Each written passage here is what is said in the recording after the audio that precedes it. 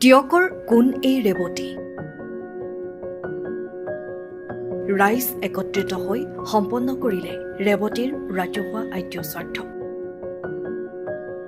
বিভিন্ন সময়ত সমাজত মানৱীয় মূল্যবোধৰ অৱক্ষয়ৰ ছবি দেখা পোৱা যায় যদিও টিয়কৰ ৰাইজে এইবাৰ প্ৰমাণ কৰি দিলে যে মানৱতা আজিও জীয়াই আছে। টিয়কৰ পদপথত দীৰ্ঘদিন ধৰি মানসিক ভাৰসাম্যহীন অৱস্থাত জীৱন কটোৱা আৰু সকলোৰে চিনাকি তথা প্ৰিয় ৰেৱতীৰ মৃত্যুৰ পাছত টিয়কৰ বিভিন্ন স্তৰৰ লোক একত্ৰিত হৈ অনুষ্ঠিত কৰিলে তেওঁৰ আদ্য স্বাৰ্থ। বহু বছৰ ধৰি টিয়কৰ পদপথত ঘূৰি ফুৰা ৰেৱতীয়ে কেতিয়াও কাৰো অনিষ্ট কৰা নাছিল। নিজৰ এখন সুকীয়া জগতত জীৱন অতিবাহিত কৰা ৰেৱতীক টিয়কৰ সাধাৰণ ৰাইজে সদায় মৰম আৰু সহানুভূতি আগবঢ়াইছিল। নগৰৰ বহু লোকে তেওঁক নিয়মীয়াকৈ খাদ্য, বস্ত্ৰ আৰু অন্যান্য প্ৰয়োজনীয় সামগ্ৰীও যোগান ধৰি আহিছিল। কেইদিনমান পূৰ্বে সংঘটিত এক পথ দুৰ্ঘটনাত গুৰুতৰভাৱে আঘাতপ্ৰাপ্ত হৈ মৃত্যুক সাৱটি লৈ ৰেৱতীয়ে। তেওঁৰ মৃত্যুৰ খবৰে সমগ্ৰ টিয়ক অঞ্চলতে শোকৰ ছাঁ পেলায়।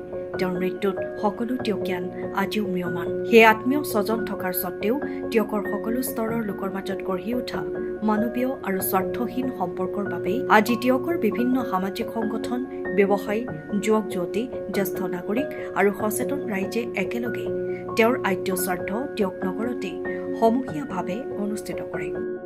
ধৰ্মীয় নীতি নিয়মেৰে সম্পন্ন কৰা এই অনুষ্ঠানত বহু লোক উপস্থিত থাকি ৰেৱতীৰ আত্মাৰ সদ্গতি কামনা কৰে। টিয়কীয়া ৰাইজৰ এই ব্যতিক্ৰমী পদক্ষেপে সমাজলৈ এক ইতিবাচক বাৰ্তা কঢ়িয়াই আনিছে আৰু আজিও যে প্ৰকৃত মানৱতা জীয়াই আছে তাৰ নিদৰ্শন দাঙি ধৰিছে। আজি আপোনালোকে যিটো অনুষ্ঠানলৈ আহিছে, এই অনুষ্ঠানটো হৈছে ৰেৱতীক লৈ পেলাই কৰা এটা অনুষ্ঠান। ৰেৱতী কোন বুলি ক'বলৈ হ'লে সাধাৰণ দৃষ্টিত ক'বলৈ গ'লে ৰেৱতী আছিলে এগৰাকী মানসিক বিকাৰগ্ৰস্ত মহিলা। তাই ৰাস্তাৰ পথে ঘূৰি ফুৰিছিলে, এই টিয়কৰ আশে পাশে ঘূৰি ফুৰে, দোকানৰ বাৰাণ্ডাত শুই থাকে। বগৰীগুৰিত তাই ঘৰ বুলি জানো, কিন্তু তাই ঘৰলৈ নাযায়। আনৰ দৃষ্টিত তাই আছিলে মানসিক বিকাৰগ্ৰস্ত, কিন্তু টিয়কবাসীৰ মনত তাই মানসিক বিকাৰগ্ৰস্ত নাছিল। কাৰণ এইটো কাৰণে নাছিলে, তাই কোনো পাগলামি কৰা নাছিলে, তাই মানৱীয়তা আছিলে। তাই সৰু সৰু ল'ৰা ছোৱালীক মৰম কৰিছিলে বা যাকে দেখে তাক মাতিছিলে, কথা পাতিছিলে। মানুহবিলাকৰ ঘৰত কিবা এটা অনুষ্ঠান হ'লেও তাই গৈছিলে, গৈ খাই বৈ আহিছিলে। ইমানেই তাই এনেকুৱা হৈ আছিলে যে আমি তাইক মানসিক বিকাৰগ্ৰস্ত বুলি কোনোদিনে ভাবিবই পৰা নাছিলোঁ।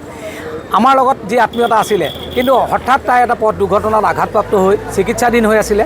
চিকিৎসাধীন হৈ থকাৰ পিছত তাই মৃত্যুক আঁকোৱালি ল'লে আৰু তাইৰ মৃত্যুৰ বাতৰি পাই আমি টিয়কবাসী শোকত ম্ৰিয়মান হৈ পৰিছোঁ।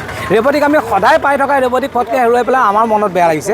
গতিকে আমি সকলোৱে চিন্তা কৰিলোঁ যে ৰেৱতীৰ আত্মাই সদ্গতিৰ পাব লাগে আৰু সেইটো কাৰণে আমি ৰেৱতীক লৈ আমি এটা শ্ৰদ্ধাঞ্জলি অনুষ্ঠান আয়োজন কৰিলোঁ আৰু বিভিন্ন ব্যক্তিসকল, আমাৰ দল সংগঠন, টিয়কৰ সচেতন নাগৰিক, ব্যৱসায়ীসকল, ছাত্ৰ ছাত্ৰীসকল সকলো আগবাঢ়ি আহি শ্ৰদ্ধাঞ্জলি কৰিলে আৰু লগতে সৰ্বধৰ্মীয় প্ৰাৰ্থনা হ'ল। কাৰণ জাতি ধৰ্মৰ লগত তাইৰ লগত যেনেকৈ কথা নাছিলে, তাইৰ প্ৰতিও কাৰো তেনেকুৱা জাতি ধৰ্ম কথা নাই। সকলো আৰু টিয়কত বিশেষত আমাৰ জাতি ধৰ্মক লৈ বিশেষ কোনো কথাই নাই। আমি সকলো সন্মিল মিলত থাকোঁ।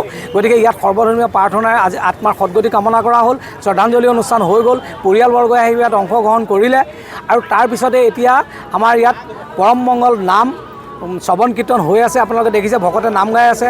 এতিয়া নামৰ শেষত পাঠ পঢ়ি আছে।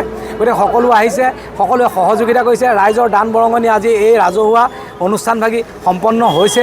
আমি আশা কৰিছোঁ সকলোৱে যে ৰেৱতীৰ আত্মাই সদ্গতি পাওক আৰু ৰেৱতী আকৌ জন্ম লওক, ভাল মানুহ হিচাপে জন্ম লওক, এইটোকে আমি আশা কৰিছোঁ। ধন্যবাদ। আমি যেতিয়া সৰু হৈ আছিলোঁ তেতিয়াৰ পৰাই আজি আমি যিটো স্থানত আছোঁ, এই স্থানতে বা টিয়কৰ বিভিন্ন স্থানত অলিয়ে গলিয়ে আমাৰ ৰেৱতী বাই অলিয়ে গলিয়ে ঘূৰি ফুৰিছিল।